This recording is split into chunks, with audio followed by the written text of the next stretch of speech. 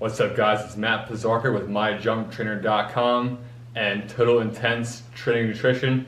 And in this video, I'm going to teach you how to start jump training if you had not already. And what you should be doing if you already started, just to make sure you check all these off, okay, guys?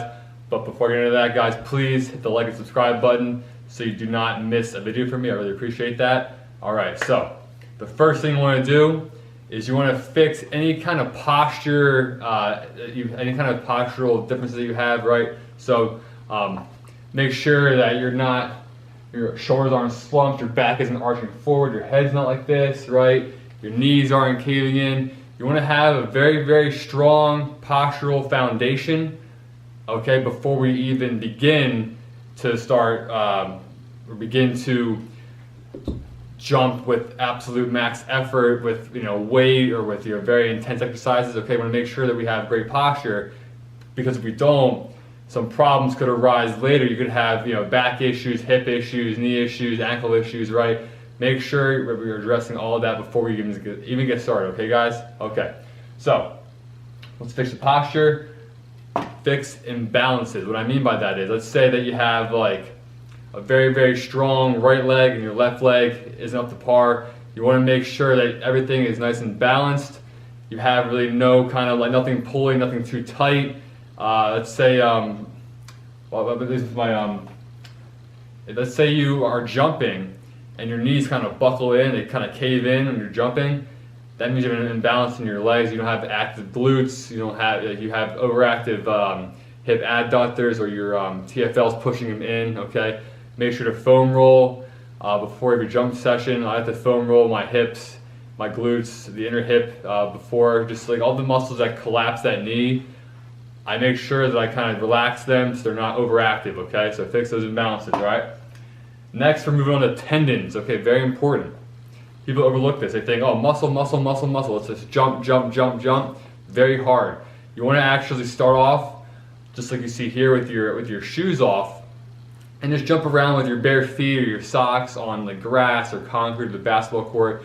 Really help build those very strong tendons that we need in our legs. Okay, when you have strong and healthy tendons, then when they're more elastic, they can transfer energy through your body faster, making you more explosive. Okay, do not overlook this at all. This is very important. Okay, I know guys that have worked on their tendons for about 2 weeks, and they're already jumping a lot higher just because of how stiff and how strong they made their tendons just by doing those very light, extensive plyometrics, okay? So, next we're going to make sure you're nice and balanced. What I mean by that is make sure that you can actually stand on one leg and balance on there easily and jump around on one leg. If you're going to be jumping around forward, side, back, whatever, just make sure you can land on one leg, make sure you can jump with one leg, both legs evenly, okay? You don't want one leg to be very strong, the other leg very weak, okay? Just like that, and make sure that everything's balanced, okay?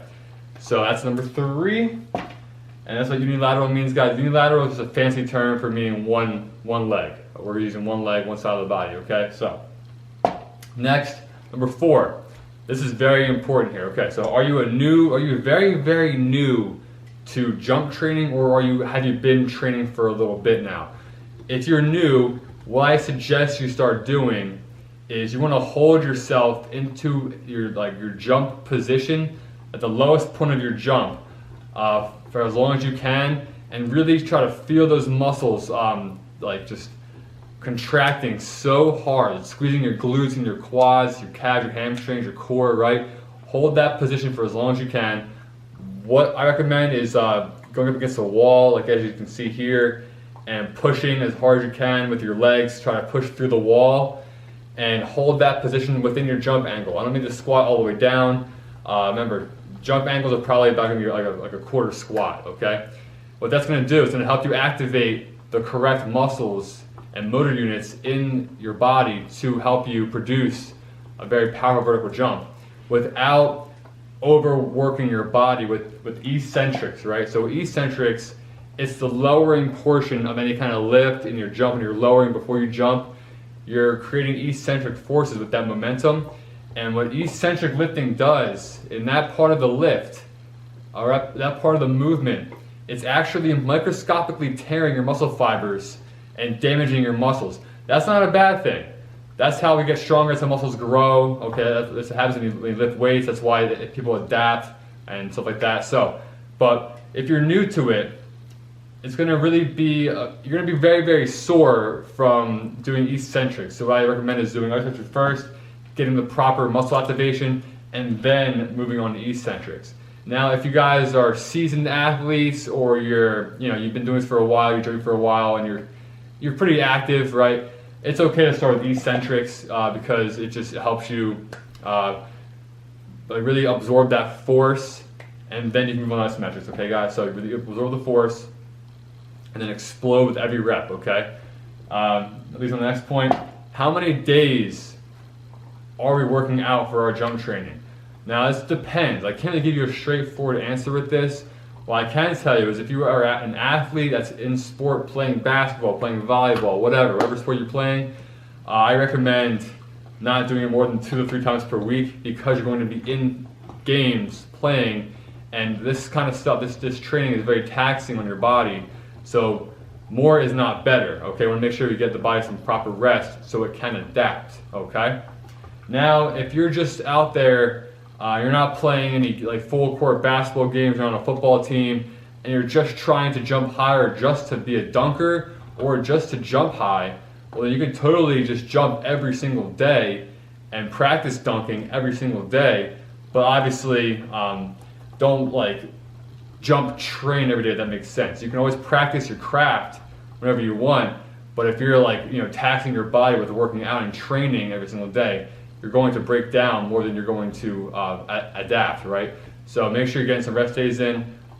Me personally, I work out 5 days a week. This is where I am right now with my training, and 3 of those days are jump training. Okay, that's just what I do. My program that I just created, at home jump program, that's a 4-day-a-week program, making sure we hit every single muscle in that body, make sure everything's explosive. We're going to train you from the ground up to get as explosive and as strong as possible with your own body weight. Okay, you're going to be able to soar through the air using every muscle you possibly can in your body. That's what it does over 12 weeks. Link in the description. All right, guys. So that's what I'm talking about. I already mentioned the program, so thanks for watching. Please hit that like, subscribe button. Appreciate you guys. Have a good one. Peace.